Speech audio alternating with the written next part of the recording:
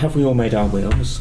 No. Yes. And have we all planned our funerals? Yes. No. Well, I was going to say, we'll come to that because I think it's a really good question. It makes my job much easier if you have. Yeah, I'm with It's all about you. So I'm going to invite you all to sort of finish up. So, but bearing in mind, I've so enjoyed this conversation. We're going to have to do more of these, aren't we? Yeah. But what is the message you would like the watchers? What is the thing you'd like them to think about, or the thing you'd like them to reflect on, having watched this discussion? So I'll go now. Start with Claire. Okay, so for the patients and families, talk about it. It's not that scary. And for the people caring for people who are actually dying in front of them, every minute counts. Every moment counts. Every moment counts, yeah. Just got one go. Yeah. One To go care get this right. compassionately. Yeah. Claire, that's fantastic. I would like to say that when a patient or from the local community is admitted here, that they can feel safe and can trust those looking after them, that if they are reaching end of life, they will do everything they can to enable them to have a peaceful, pain-free death. Thank you. I think it's making time to have the conversation, and we know when patients come in repeatedly that they have, the Brian Dolan 1,000 days, and we know we don't want them to be wasting time. We need to take the opportunity to talk to people at that point, and when you actually have the conversation, it's usually a very good conversation, and people understand. But you need that time to make it a valuable conversation, and I think all of the clinicians, all of us, all professionals, we need to make that time to have that conversation. Yeah, agree. Thank you, Paul. Much as what's been said, we need to talk about it. We need to talk about it at different levels, and that includes a conversation with ourselves about our own mortality.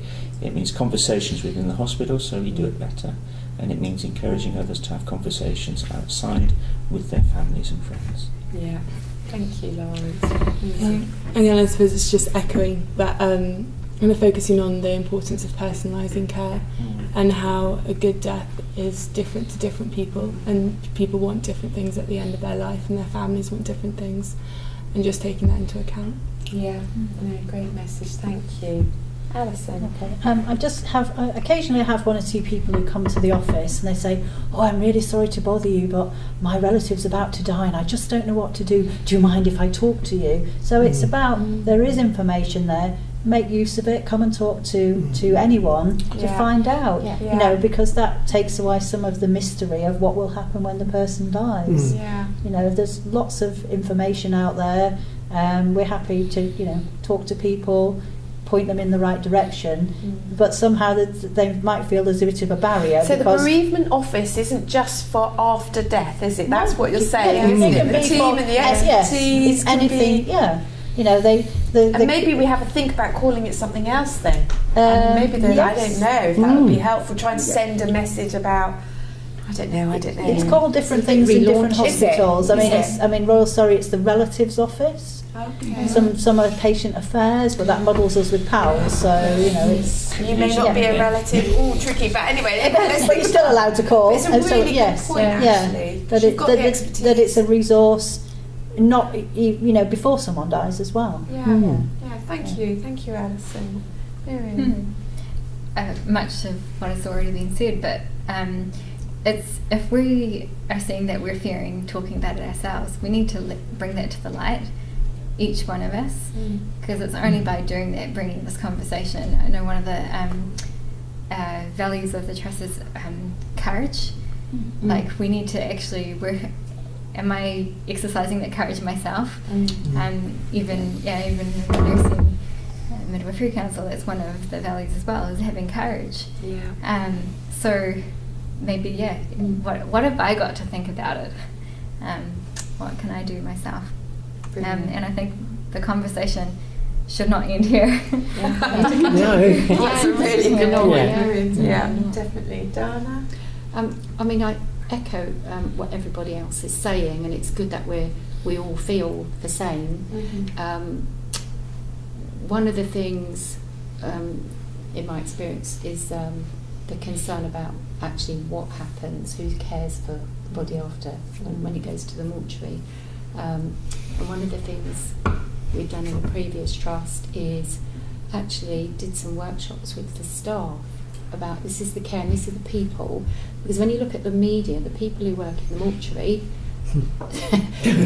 are portrayed not well in the media, you know, so but they can be a bit scary, and usually mortuaries are in funny places, but really to empower the staff to normalise that process. This is the end of the care journey, and it doesn't stop because we've died. There's a process we have to go through. And as you said, Alison, some people are still in that care process for 3 or 4 weeks, waiting for post-mortem.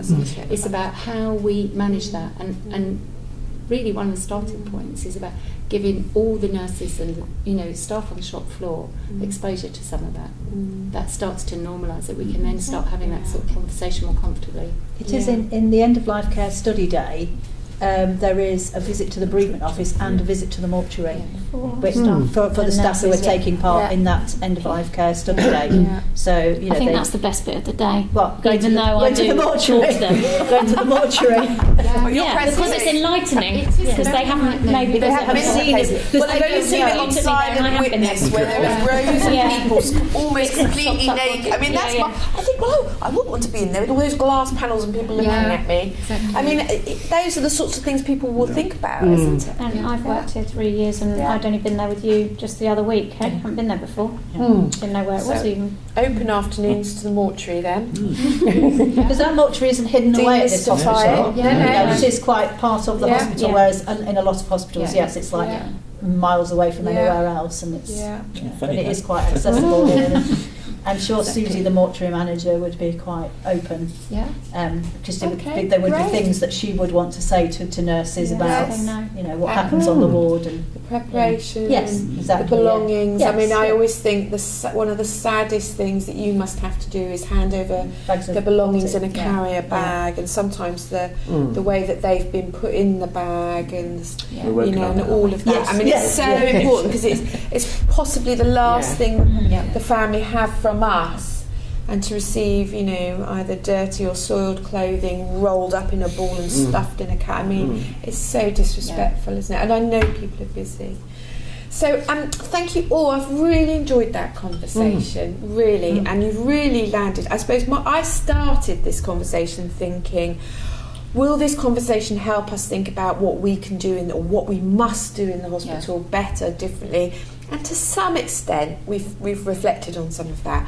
But I think what I've really taken away is this is a much bigger debate, and actually we can do our bit in the hospital, but it's really a societal thing. It's all of us. And so what I will do out of this conversation is I will do exactly as you asked, Lawrence. Now, I have got a will because I was sent to a conflict zone and it was required, but it's probably up to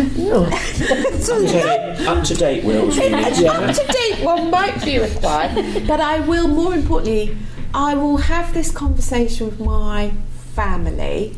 I've got elderly family, that sort of a maturing family, I think my mother would like me to refer to her, who live with us.